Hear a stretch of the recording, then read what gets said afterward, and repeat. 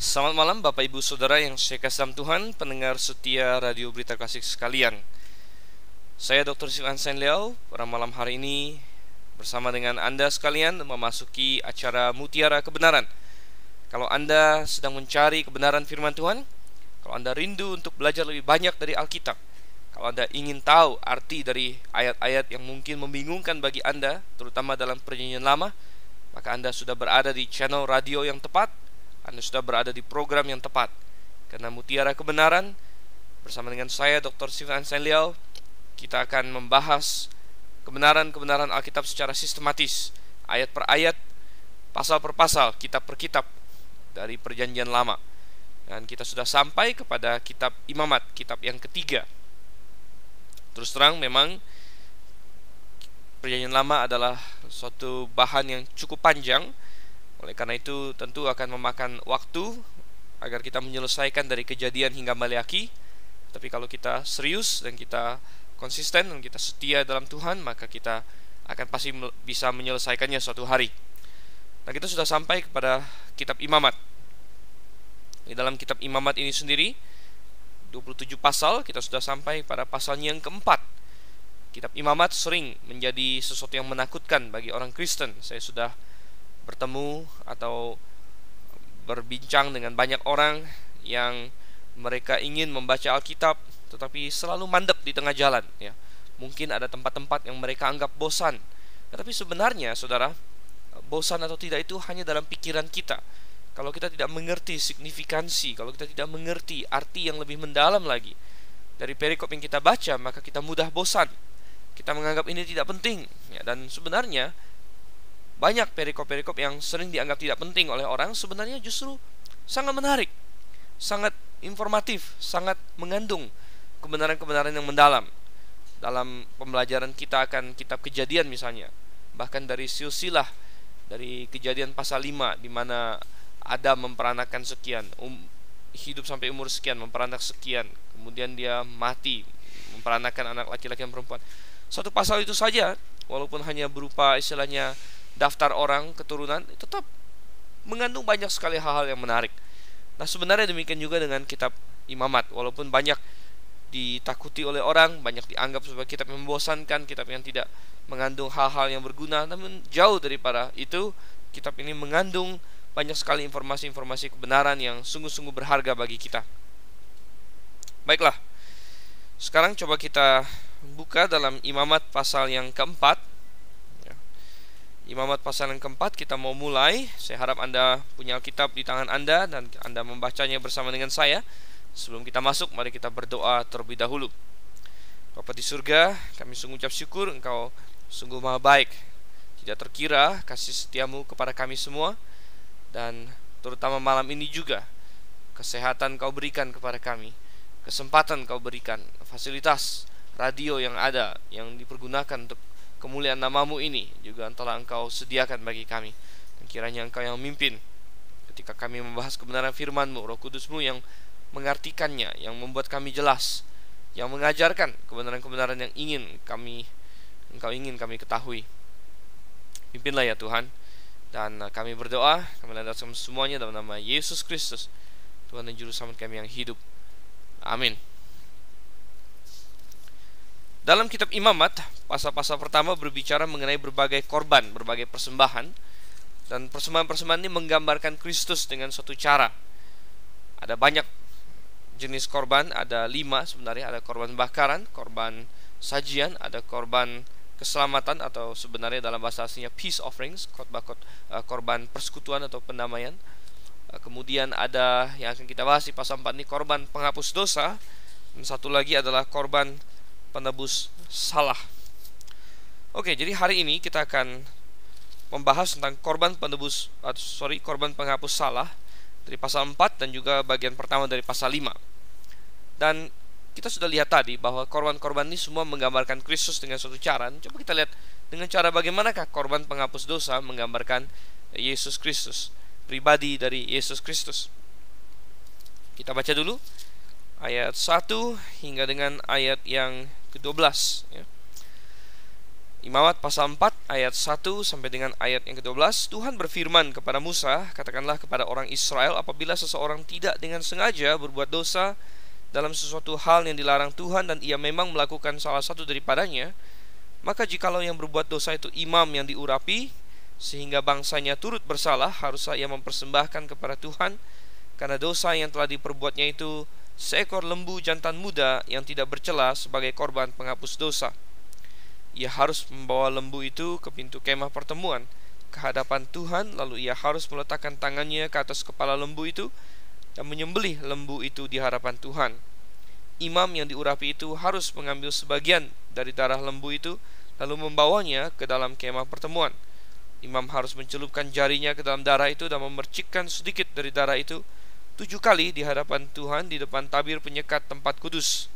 Kemudian imam itu harus membubuh sedikit dari darah itu pada tanduk-tanduk mezbah pembakaran ukupan dari wangi-wangian yang ada di hadapan Tuhan di dalam kemah pertemuan, dan semua darah selebihnya harus dicurahkannya kepada bagian bawah mezbah korban bakaran yang di depan pintu kemah pertemuan.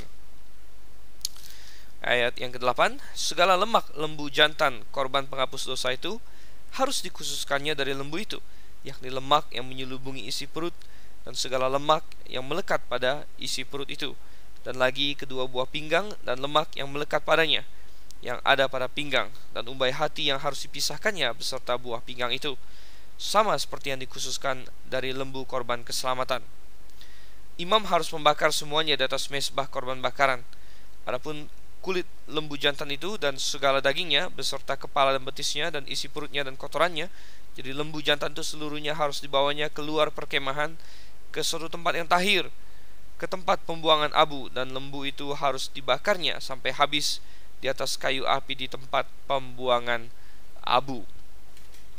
Oke, jadi di sini kita melihat korban penghapus dosa. Kita sudah berulang-ulang mengatakan bahwa korban-korban ini menggambarkan Yesus Kristus, tetapi dari sudut dan perspektif yang berbeda-beda tentunya. Korban bakaran kita melihat menggambarkan pribadi Yesus Kristus yang memuaskan Allah Bapa, yang menjadi tebusan bagi kita, yang menjadi domba Allah tersebut, ya. Dan korban bakaran berfokus kepada pribadi Yesus Kristus yang menyelamatkan kita. Oleh karena itu banyak sekali detil-detil dalam korban bakaran. Kalau Anda ingat kembali dalam Imamat pasal 1 penjelasan dan pembahasan kita waktu itu, banyak sekali yang sama dengan Kristus. Misalnya dia harus jantan, dia harus tidak bercela, itu berulang-ulang kali disebut, ya. Kemudian dia harus disembelih sambil tangan dipegang di atas kepalanya, ya. Kemudian dia harus dibakar semuanya di atas mezbah korban bakaran itu, dan itu semua adalah gambaran dari Yesus Kristus. Dia harus dari binatang ternak, dia tidak boleh binatang buas, ya. Kemudian dia harus dipotong-potong dan lain sebagainya. Ini menggambarkan pribadi Yesus Kristus. Korban penghapus dosa di sisi lain seolah-olah sekilas tampak mirip-mirip, di mana juga menggambarkan tentunya penghapusan dosa, dan juga melibatkan misalnya lembu, ya, atau kambing domba. Berbeda dengan korban sajian yang melibatkan tepung, roti, ya, ataupun korban keselamatan, di mana penekanannya ada pada persekutuan kita dengan Tuhan, damai yang kita miliki dengan Allah karena Kristus sudah mati. Jadi damai antara orang percaya dengan Kristus, dengan Allah Bapa. Korban menghapus dosa mirip dengan korban bakaran, tetapi ada perbedaan yang mendasar. Korban bakaran berfokus kepada, bisa kita katakan, pribadi dari Yesus Kristus itu sendiri. Sedangkan korban penghapus dosa lebih berfokus kepada karya dari Yesus Kristus. Jadi korban bakaran berfokus pada pribadinya, sedangkan korban penghapus dosa berfokus pada karyanya. Yesus Kristus menghasilkan penghapusan dosa, dia mengerjakan penghapusan dosa.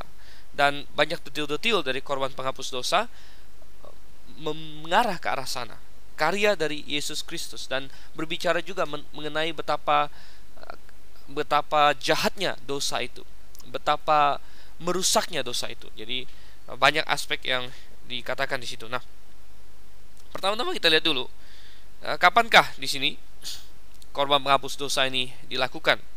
Dalam ayatnya yang kedua dikatakan, apabila seseorang tidak dengan sengaja berbuat dosa dalam sesuatu hal yang dilarang Tuhan, maka itulah saatnya dia melakukan korban penghapus dosa. Perhatikan bahwa ini adalah dosa yang dilakukan tidak dengan sengaja. Bukan berarti sama sekali tidak diketahui, ya, karena hampir semua dosa kita lakukan dengan sadar sebenarnya. Kita berbohong, kita sadar itu kebohongan waktu kita berbohong sekalipun.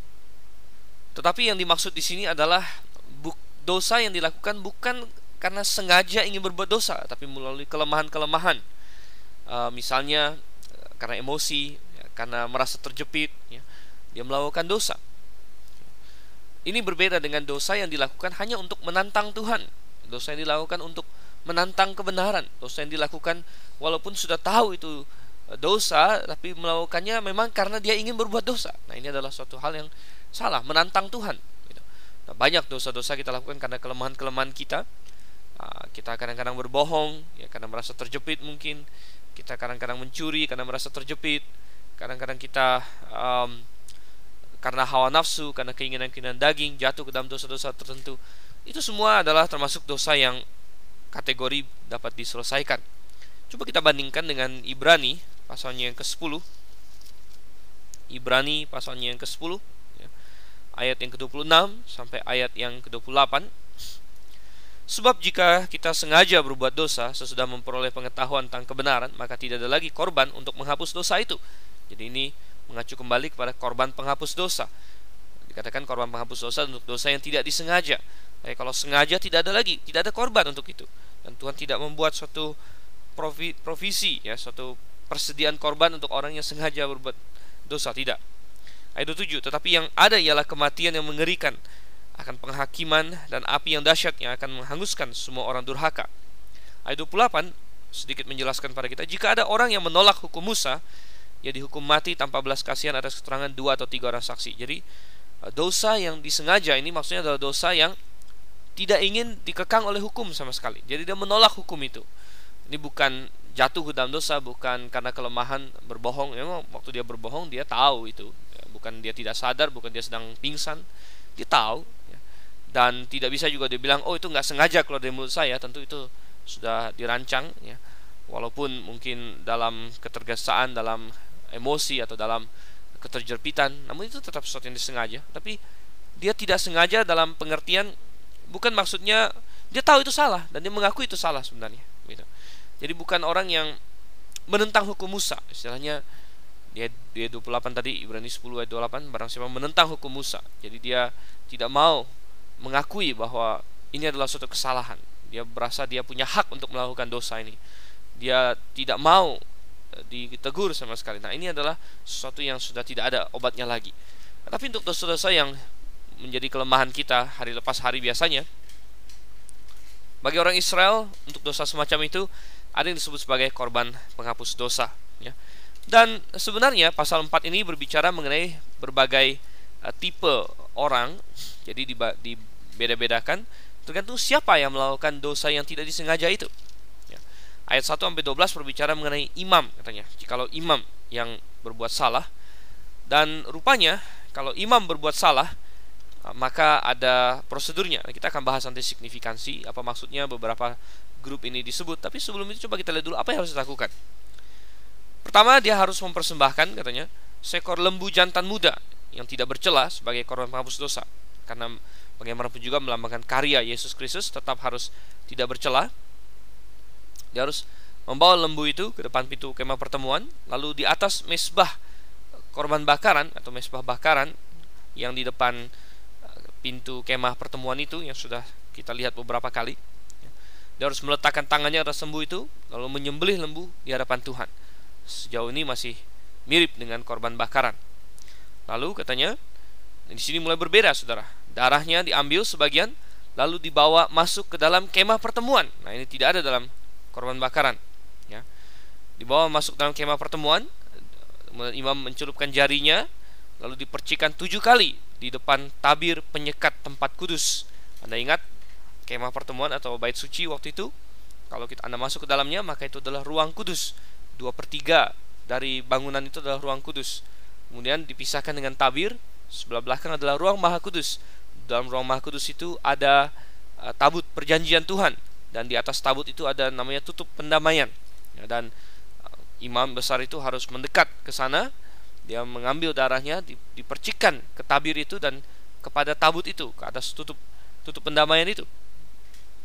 Jadi 7 kali katanya dipercikkan di sana. Dan inilah yang menginspirasikan ayat-ayat di dalam Perjanjian Baru, seperti dalam Ibrani. Coba kita lihat Ibrani pasal yang ke-12 ayatnya yang ke-24. Dikatakan, dan kepada Yesus pengantara perjanjian baru, dan kepada darah pemercikan yang berbicara lebih kuat daripada darah Habel. Darah pemercikan di situ dikatakan dalam Ibrani 12 ayatnya yang ke-24. Kemudian 1 Petrus 1 ayat yang kedua. 1 Petrus 1 ayat yang kedua dikatakan di situ, yaitu orang-orang yang dipilih. Ini berbicara mengenai orang percaya sesuai dengan rencana Allah Bapa kita, dan yang dikuduskan oleh Roh supaya taat kepada Yesus Kristus dan menerima percikan darahnya.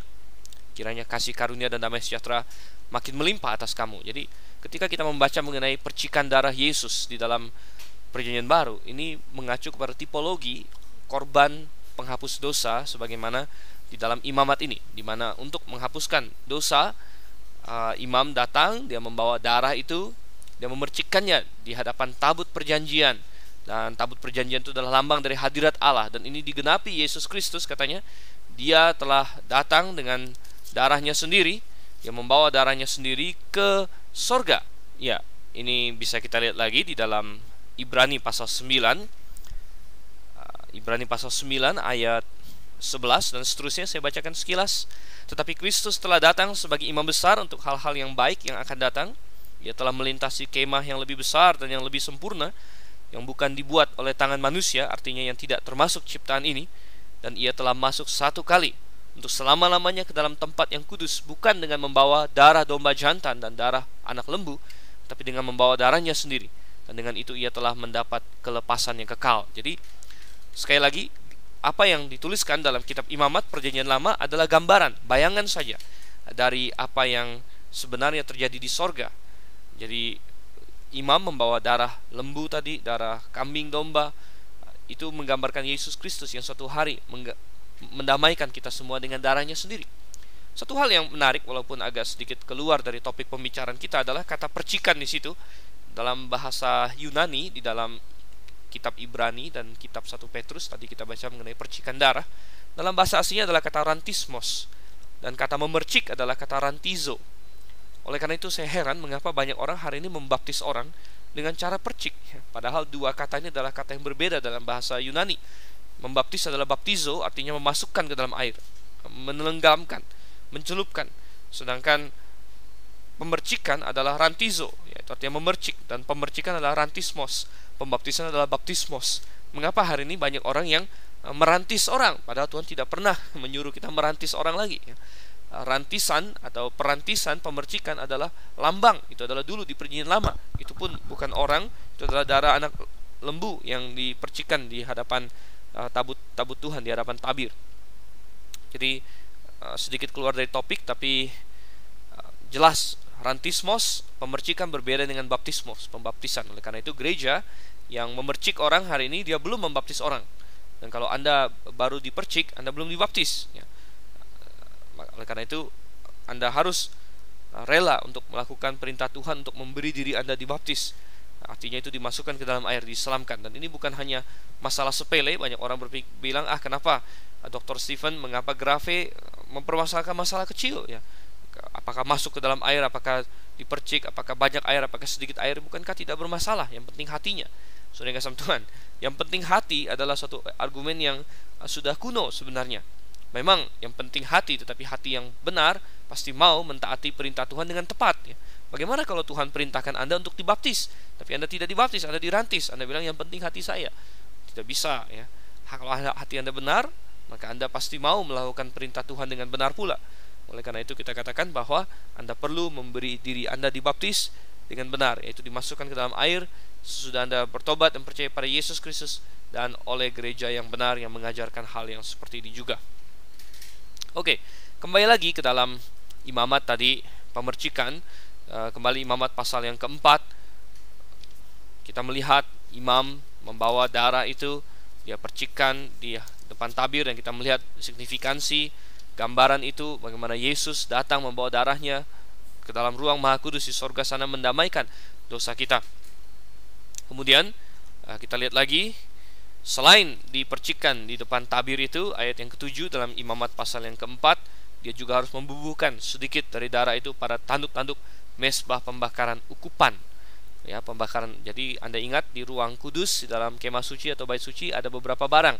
Ada meja roti sajian, ada yang disebut kandil, kemudian ada lagi yang disebut sebagai mesbah ukupan. Dan mesbah ukupan letaknya persis di depan tabir, persis di depan tabir. Jadi tanduk-tanduknya dibubuhkan darah sedikit, dan kita sudah melihat bahwa mesbah ukupan menggambarkan doa, dan doa kita hanya dapat dilakukan berdasarkan darah Yesus Kristus.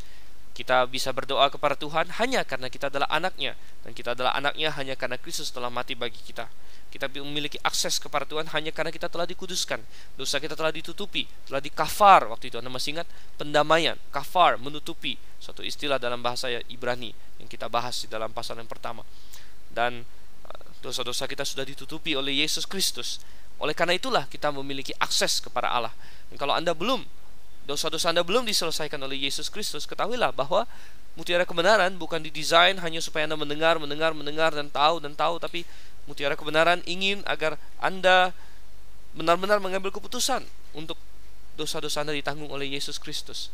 Dan saya tahu banyak pendengar radio, masing-masing kita, bukan hanya pendengar, saya juga, tapi pendengar sekalian semua perlu untuk merenung untuk diri sendiri. Apakah saya sudah sungguh-sungguh dosa saya diselesaikan oleh Yesus Kristus? Kita di sini membahas tentang Yesus Kristus, bagaimana korban-korban ini menggambarkan keselamatan yang dia sediakan, karya penebusannya, pribadi dia yang tidak bersalah, tidak bercela, yang mati bagi kita, yang menebus dosa kita, ya, yang membawa darahnya masuk ke tempat kudus untuk mendamaikan kita, menutupi dosa kita dari Allah Bapa.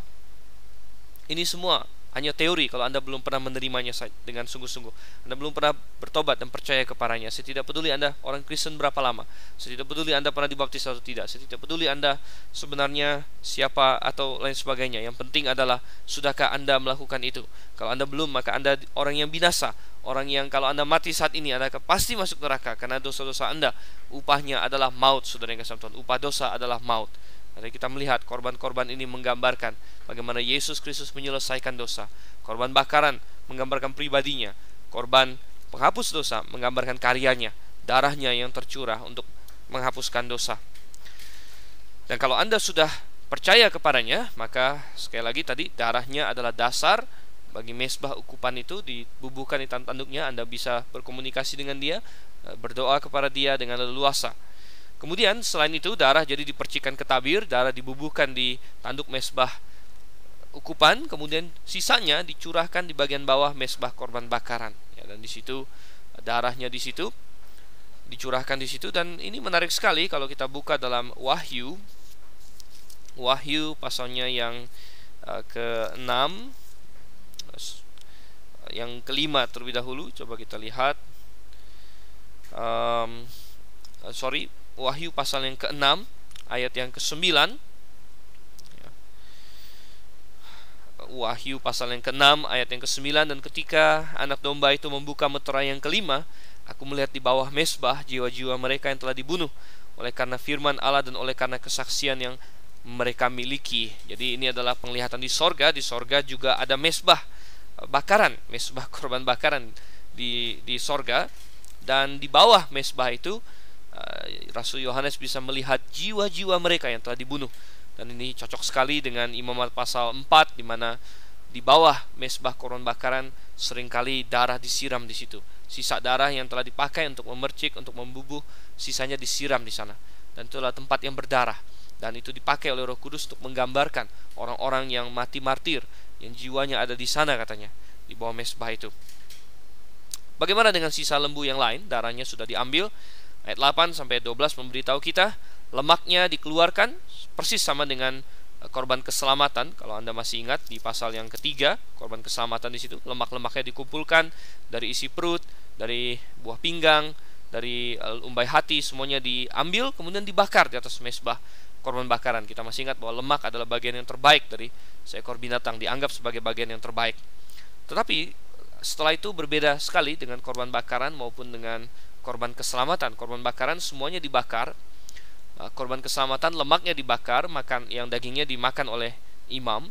Tetapi untuk korban penghapus dosa ini, lemaknya dibakar persis sama seperti keselamatan, tetapi kemudian kulitnya, semua dagingnya, semua perutnya, kotorannya bahkan dibawa keluar perkemahan. Jadi pergi keluar dari daerah Israel, perkemahan Israel, kemudian dibakar di sana sampai habis, ya.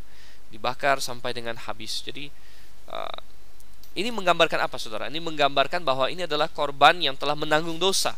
Oleh karena itu dia harus dienyahkan. Nah, ini menggambarkan separasi dari dosa. Orang Kristen harus terpisah dari dosa. Dia harus di luar perkemahan. Dan inilah juga yang digambarkan di dalam kitab suci, di dalam Ibrani lagi, saudara. Jadi kalau Anda perhatikan selama ini, Anda ingin mengerti kitab Ibrani dengan baik, maka Anda perlu untuk mengerti kitab Imamat. Kitab Imamat dengan kitab Ibrani adalah dua kitab yang sangat-sangat berkaitan. Coba kita buka di dalam Ibrani pasalnya yang ke-13, Ibrani 13, kita lihat ayatnya yang ke-11. Ya. Kita katakan di sini Ibrani 13 ayat 11, karena tubuh binatang-binatang yang darahnya dibawa masuk ke tempat kudus oleh imam besar sebagai korban penghapus dosa dibakar di luar perkemahan. Ini persis sama dengan imamat tadi. Itu jugalah sebabnya Yesus telah menderita di luar pintu gerbang untuk menguduskan umatnya dengan darahnya sendiri. Karena itu marilah kita pergi kepadanya di luar perkemahan dan menanggung kehinaannya. Jadi ini juga menjadi gambaran bahwa Yesus Kristus menderita di luar dari kota Yerusalem, ya. Bukit Golgota berada persis di luar Yerusalem, dan ini persis sama dengan domba atau lembu yang telah dipotong-potong dan lemaknya telah dibakar, kemudian dia dibawa keluar untuk dibakar sepenuhnya di sana. Dan ini menggambarkan bahwa Tuhan menjauhkan dosa dari hadapannya. Korban-korban lain semuanya dibakar di hadapan Tuhan, ya, bahkan yang lain dikatakan sebagai bau yang menyenangkan bagi Tuhan. Tapi untuk korban penghapus dosa tidak dikatakan bahwa ini adalah persembahan yang baunya harum menyenangkan bagi Tuhan. Tidak dikatakan sama sekali seperti itu. Justru sebaliknya, korban ini menggambarkan karya Yesus. Korban ini menggambarkan buruknya dosa, menggambarkan bahwa dosa harus dijauhkan, dan lembu itu dibakar di luar dari perkemahan sampai habis, ya, sampai habis sepenuhnya. Oke, jadi kita melihat apa-apa saja yang digambarkan oleh korban ini. Kemudian kita lihat ayat yang ke-13 sampai dengan ayat yang ke-21. Coba saya bacakan ayat 13 sampai dengan ayat yang ke-21.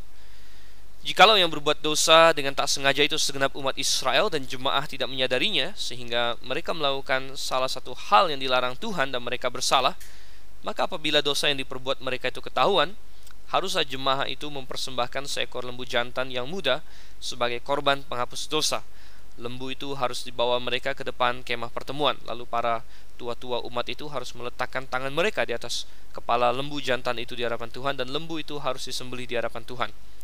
Imam yang diurapi harus membawa sebagian dari darah lembu itu ke dalam kemah pertemuan. Imam harus mencelupkan jarinya ke dalam darah itu dan memercikkannya 7 kali di hadapan Tuhan di depan tabir. Kemudian dari darah itu harus dibubuhnya sedikit pada tanduk-tanduk mezbah yang di hadapan Tuhan di dalam kemah pertemuan, dan semua darah selebihnya harus dicurahkannya kepada bagian bawah mezbah korban bakaran yang di depan pintu kemah pertemuan. Segala lemak harus dikhususkannya dari lembu itu dan dibakarnya di atas mezbah. Beginilah harus diperbuatnya dengan lembu jantan itu, seperti yang diperbuatnya dengan lembu jantan korban penghapus dosa. Demikianlah harus diperbuatnya dengan lembu itu. Dengan demikian imam itu mengadakan pendamaian bagi mereka sehingga mereka menerima pengampunan. Dan haruslah ia membawa lembu jantan itu keluar perkemahan, lalu membakarnya sampai habis, seperti ia membakar habis lembu jantan yang pertama. Itulah korban penghapus dosa untuk jemaah.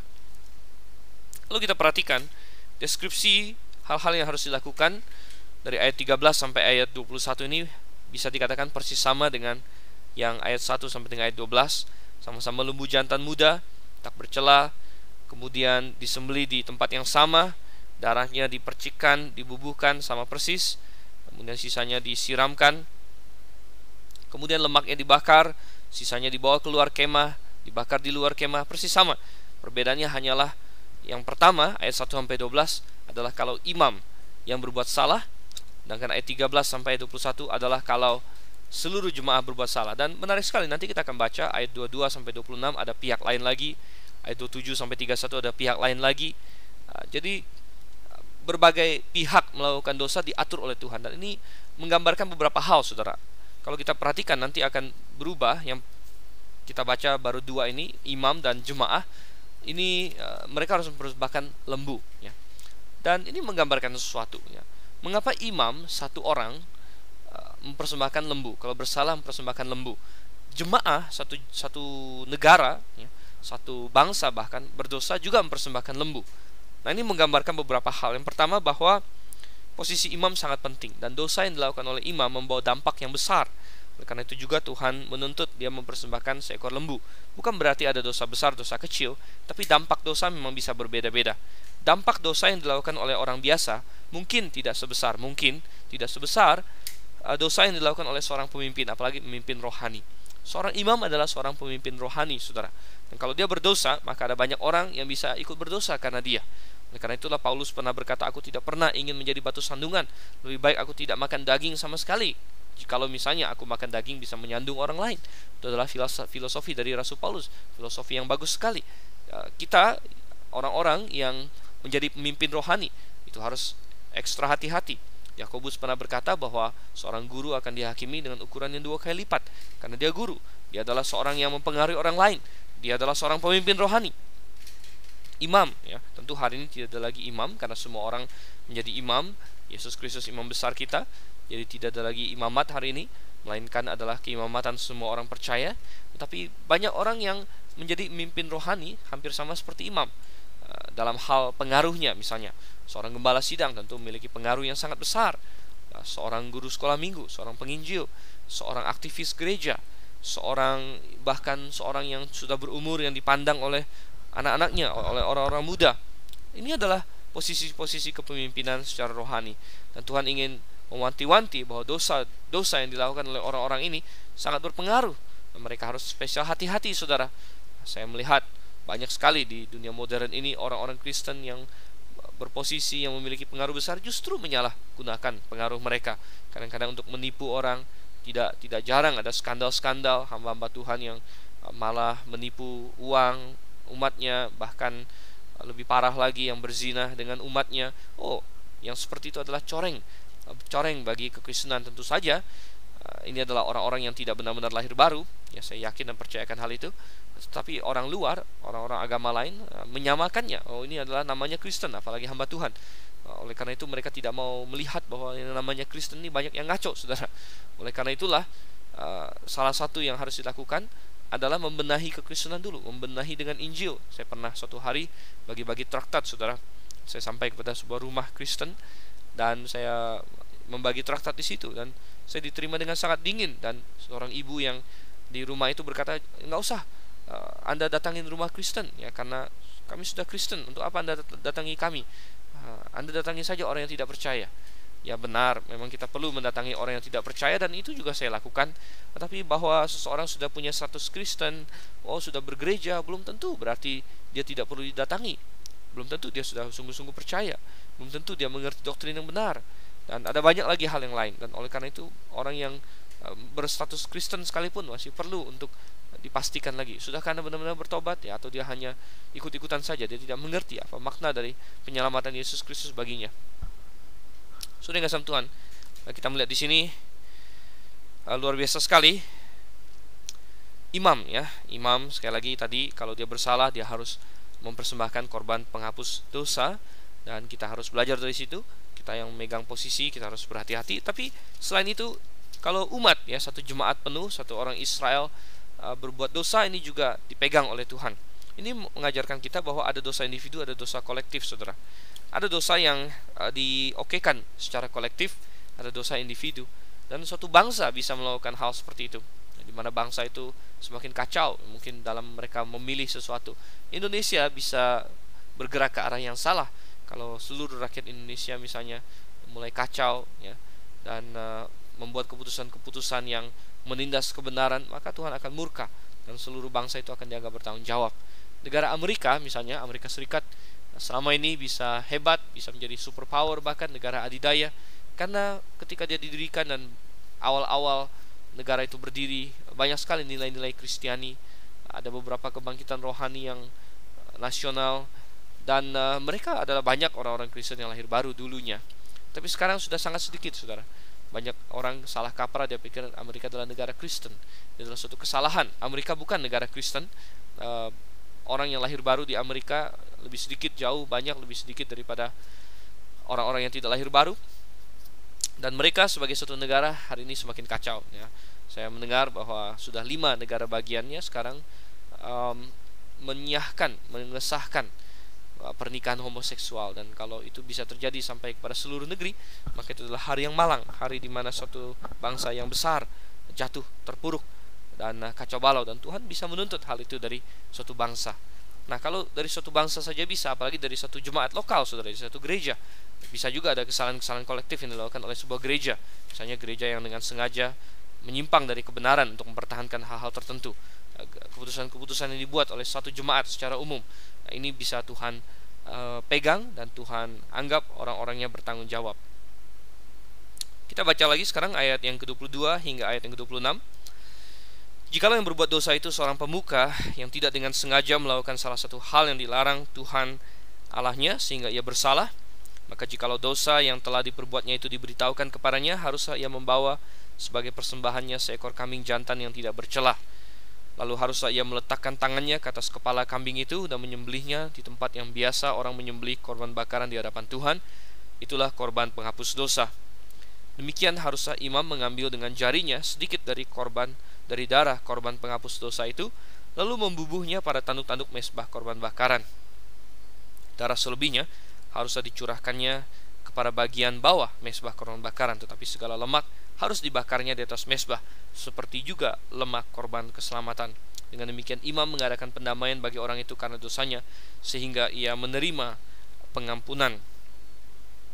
Jadi kita lihat di sini mirip ya, tetap sama caranya pemercikan, tetapi di sini untuk yang level ini pemimpin sipil. Jadi di sini ya, imam tadi adalah pemimpin rohani. Ayat 22 sampai ayat yang 26, jikalau katanya salah seorang pemuka, pemimpinmu ya, tidak dengan sengaja, jadi ini mungkin bupati, gubernur, lain sebagainya, orang-orang yang memiliki kekuasaan sipil, tentu juga menjadi contoh dan menjadi penentu kebijaksanaan suatu bangsa. Dan kalau mereka salah dan salah dan salah lagi, bisa jadi seluruh bangsa akan menjadi semakin kacau. Oleh karena itu Tuhan juga secara spesial menargetkan mereka. Nah, kalau mereka salah, mereka membawa kambing jantan katanya, kambing jantan, dan rupanya untuk ini tidak ada instruksi untuk masuk ke tabir dan memercikannya kepada tabir gitu. Ya.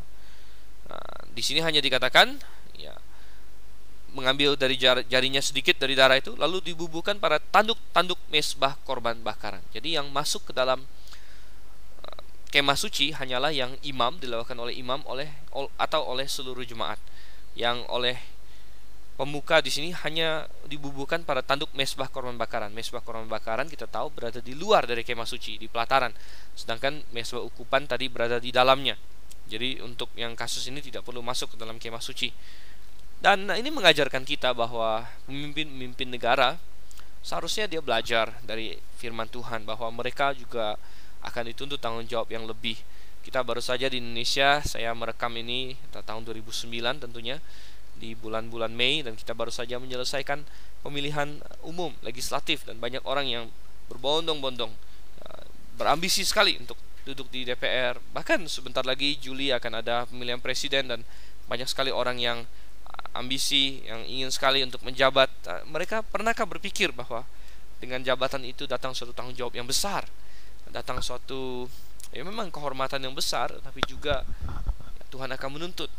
Kalau memang dengan sengaja dia membelokkan bangsa ini, dengan sengaja dia melakukan kecurangan-kecurangan, dan sebaiknya kita berharap tidak demikian. Kita baca sekarang ayat 27 sampai dengan ayat yang ke-31. Jikalau yang berbuat dosa dengan tak sengaja itu seorang dari rakyat jelata, dan ia melakukan salah satu hal yang dilarang Tuhan sehingga ia bersalah, maka jikalau dosa yang telah diperbuatnya itu diberitahukan kepadanya, haruslah ia membawa sebagai persembahannya karena dosa yang telah diperbuatnya itu seekor kambing betina yang tidak bercelah. Lalu haruslah ia meletakkan tangannya ke atas kepala korban penghapus dosa dan menyembelih korban itu di tempat korban bakaran. Kemudian imam harus mengambil dengan jarinya sedikit dari darah korban itu, lalu membubuhnya pada tanduk-tanduk mezbah korban bakaran. Semua darah selebihnya haruslah dicurahkannya kepada bagian bawah mezbah, tetapi segala lemak haruslah dipisahkannya. Seperti juga lemak korban keselamatan dipisahkan lalu dibakar, haruslah dibakar oleh imam di atas mezbah menjadi bau yang menyenangkan bagi Tuhan. Dengan demikian imam mengadakan pendamaian bagi orang itu sehingga ia menerima pengampunan. Oke. Nah, jadi kita melihat di sini yang terakhir, pihak yang terakhir yang disebut adalah rakyat jelata, orang biasa. Jadi bukan hanya orang besar yang perlu mengurusi dosanya. Ini mengajar kita bahwa setiap individu perlu mengurusi dosanya. Sudahkah dosa Anda diselesaikan oleh Yesus Kristus, oleh darahnya yang tercurah, yang telah Dia bawa ke hadapan Allah Bapa di sorga sana, yang mendamaikan Anda? Ya, dan Allah Bapa sudah didamaikan oleh dosa, oleh darah Yesus Kristus. Pertanyaannya adalah, maukah Anda diperdamaikan dengan Allah? Allah sudah mau diperdamaikan dengan Anda melalui darah Yesus Kristus.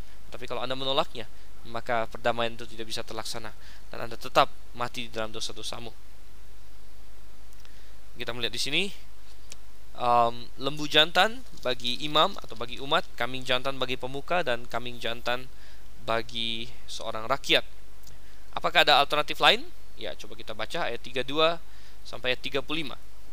Jika ia membawa seekor domba sebagai persembahannya menjadi korban penghapus dosa, haruslah ia membawa seekor betina yang tidak bercelah. Lalu haruslah ia meletakkan tangannya ke atas kepala korban penghapus dosa itu dan menyembelihnya menjadi korban penghapus dosa di tempat yang biasa orang menyembelih korban bakaran. Kemudian imam harus mengambil dengan jarinya sedikit dari darah korban penghapus dosa itu, lalu membubuhnya pada tanduk-tanduk mezbah korban bakaran. Semua darah selebihnya haruslah dicurahkannya kepada bagian bawah mezbah. Tetapi segala lemak haruslah dipisahkannya, seperti juga lemak domba korban keselamatan dipisahkan. Lalu imam harus membakar semuanya itu di atas mezbah, di atas segala korban api-apian Tuhan. Dengan demikian imam mengadakan pendamaian bagi orang itu karena dosa yang telah diperbuatnya sehingga ia menerima pengampunan. Ya, selain kambing bisa juga domba, tapi bagi orang biasa adalah betina, jadi paling murah dibandingkan semua yang lain, yang kambing jantan, kemudian lembu jantan. Kambing atau domba betina relatif lebih murah. Dan jelas bahwa tadi kita bahas di awal, korban ini bukan menggambarkan pribadi Yesus, tapi menggambarkan karya Yesus. Oleh karena itu yang betina juga boleh untuk dipakai di sini. Sedangkan untuk menggambarkan pribadi Yesus, hanya yang jantan saja yang boleh dipakai dalam korban bakaran. Nah, Lembaga Alkitab Indonesia mengikuti contoh dari Masoretik, membagi perikop berikutnya sudah masuk ke pasal 5. Tetapi ada banyak alasan untuk berpikir bahwa pasal 5 ini sebenarnya masih merupakan lanjutan, masih merupakan suatu hal yang kontinu dengan pasal 4, sehingga akan kita bahas sekarang juga. Kita baca ayat 1 sampai dengan ayat yang ke-6. Apabila seseorang berbuat dosa, yakni jika ia mendengar seorang mengutuki, dan ia dapat naik saksi karena ia melihat atau mengetahuinya, tetapi ia tidak mau memberi keterangan, maka ia harus menanggung kesalahannya sendiri. Atau bila seseorang kena kepada sesuatu yang najis, baik bangkai binatang liar yang najis, atau bangkai hewan yang najis, atau bangkai binatang yang mengeriap yang najis, tanpa menyadari hal itu, maka ia menjadi najis dan bersalah. Atau apabila ia kena kepada kenajisan berasal dari manusia, dengan kenajisan apapun juga ia menjadi najis tanpa menyadari hal itu, tapi kemudian ia mengetahuinya, maka ia bersalah. Ayat 4. Atau apabila seseorang bersumpah teledor dengan bibirnya, hendak berbuat yang buruk atau yang baik, sumpah apapun juga yang diucapkan orang dengan teledor tanpa menyadari hal itu, tetapi kemudian ia mengetahuinya, maka ia bersalah dalam salah satu perkara itu. Jadi apabila ia bersalah dalam salah satu perkara itu, haruslah ia mengakui dosa yang telah diperbuatnya itu, dan haruslah ia mempersembahkan kepada Tuhan sebagai tebusan salah karena dosa itu seekor betina dari domba atau kambing menjadi korban penghapus dosa. Dengan demikian imam mengadakan pendamaian bagi orang itu karena dosanya. Pasal 5 ayat 1 sampai 6 memberikan contoh-contoh dosa yang bisa dimasukkan di dalam korban penghapus dosa ini. Tadi di bagian awal pasal 4 sudah dinyatakan dosa yang dilakukan tidak dengan sengaja. Jadi bukan yang dimana dia membunuh orang dengan sengaja, ya itu sudah ada hukumnya, dia harus dihukum mati. Dia tidak bisa datang dengan korban penghapus dosa lalu bilang, oh saya tidak sengaja. Tidak bisa seperti itu ya. Nah, ini adalah contoh-contoh di mana dosa-dosa apa yang bisa ditanggung. Ya misalnya dia tadinya bisa bersaksi, mungkin karena takut dia tidak bersaksi, kemudian belakangan dia menyesal, dia harus membawa korban penghapus dosa ini. Nah, ini menggambarkan satu hal lagi, mengajar bagi kita bahwa seringkali orang datang ke gereja, datang kepada Tuhan berpikir bahwa tangannya bersih dari dosa. Memang dia tidak merampok, tidak membunuh, tidak memperkosa, tapi di dalam Yakobus 4 ayat 17 pun dikatakan, jika seorang tahu bagaimana ia harus berbuat baik, tapi ia tidak melakukannya, ia telah berdosa. Jadi dosa bukan hanya dosa sesuatu yang kita perbuat, tapi seringkali juga dosa adalah sesuatu yang tidak kita perbuat. Kalau kita tahu berbuat baik tapi kita tidak melakukannya, kita tidak perbuat, maka itu adalah dosa yang sama di hadapan Tuhan dengan perbuatan-perbuatan lain yang tidak benar. Jadi kita lihat di sini jenis-jenis dosa. Yang lain lagi adalah kalau dia kena kepada sesuatu yang tidak tahir, awalnya dia tidak tahu, tapi kemudian dia tahu, dia diberitahu dan sebagainya, maka ini bisa termasuk ke dalam korban penghapus dosa. Kemudian lagi dia teledor, ya mengucap terburu-buru, membuat suatu sumpah, suatu janji yang mungkin dia tidak bisa tepati atau lain sebagainya. Ini juga bisa masuk ke dalam korban penghapus dosa. Oke. Baik, sekarang ayat 7 sampai dengan ayat yang ke-10. Atau langsung saja ayat 7 sampai dengan ayat yang ke-13. Saya bacakan. Tetapi jikalau ia tidak mampu untuk menyediakan kambing atau domba, maka sebagai tebusan salah karena dosa yang telah diperbuatnya itu, haruslah ia mempersembahkan kepada Tuhan 2 ekor burung tekukur atau 2 ekor anak burung merpati, yang seekor menjadi korban penghapus dosa dan yang seekor lagi menjadi korban bakaran. Haruslah ia membawanya kepada imam, dan imam itu haruslah lebih dahulu mempersembahkan burung untuk korban penghapus dosa itu. Dan haruslah ia memulas kepalanya pada pangkal tengkuknya, tetapi tidak sampai terpisah. Sedikit dari darah korban penghapus dosa itu haruslah dipercikannya ke dinding mezbah, tapi darah selebihnya haruslah ditekan keluar pada bagian bawah mezbah, itulah korban penghapus dosa. Yang kedua, haruslah diolahnya menjadi korban bakaran sesuai dengan peraturan. Dengan demikian imam mengadakan pendamaian bagi orang itu karena dosa yang telah diperbuatnya, sehingga ia menerima pengampunan. Ayat 11 sampai dengan ayat yang ke-13. Tetapi jikalau ia tidak mampu menyediakan 2 ekor burung tekukur atau 2 ekor anak burung merpati, maka haruslah ia membawa sebagai persembahannya karena dosanya itu 1/10 eva tepung yang terbaik menjadi korban penghapus dosa. Tidak boleh ditaruhnya minyak dan dibubuhnya kemenyan di atasnya, karena itulah korban penghapus dosa. Lalu haruslah itu dibawanya kepada imam, dan imam itu haruslah mengambil daripadanya segenggam sebagai bagian ingat-ingatannya, lalu membakarnya di atas mezbah di atas segala korban api-apian Tuhan. Itulah korban penghapus dosa. Dengan demikian imam mengadakan pendamaian bagi orang itu karena dosanya dalam salah satu perkara itu, sehingga ia menerima pengampunan. Selebihnya adalah bagian imam, sama seperti korban sajian. Oke, kita melihat di sini, kalau orangnya adalah orang yang miskin, ya, maka tidak berarti lalu dia bebas dari tanggung jawab. Ya, Tuhan tidak pernah dalam firman-Nya memakai kemiskinan untuk menjadi suatu alasan untuk melalaikan salah satu tugas yang misalnya Tuhan telah berikan kepada manusia.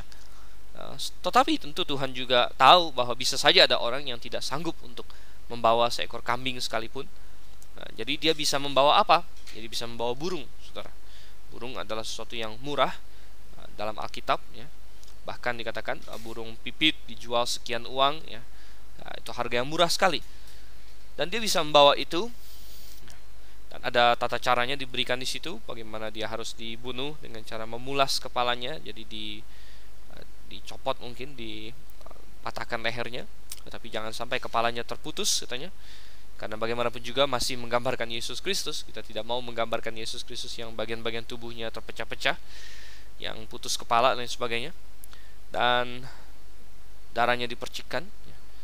Dan ini cukup bagi Tuhan. Jadi tidak ada orang bisa berkata saya miskin, jadi saya tidak mau untuk melakukan ini, tidak bisa melakukan ini.